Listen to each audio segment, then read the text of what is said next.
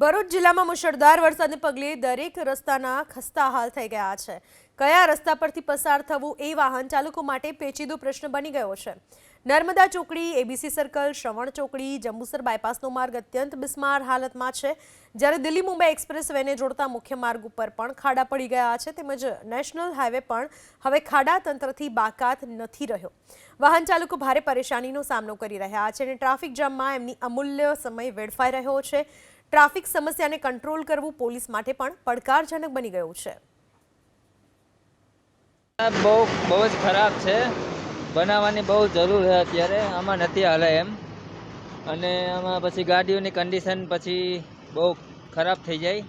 નવી ગાડી છે અત્યારે, આમાં જો હમણાં જ તેને એક જોટો નાખ્યો ગાડીમાં। રસ્તા એક્સપ્રેસ બનાવ્યો તો એ ખરાબ છે, સ્પીડ બ્રેકર એ બહુ ઓલા છે। આ રસ્તો તો જોવો તમે, ભરૂચથી આવતા બહુ ટાઈમ લાગે। જેટલું આપણે વિચાર્યું એટલું છે નહીં આમાં રોડમાં, કે એટલો ટાઈમમાં આપણે એટલો રસ્તો પસાર કરી લઈએ, એટલું કાંઈ છે નહીં આમાં।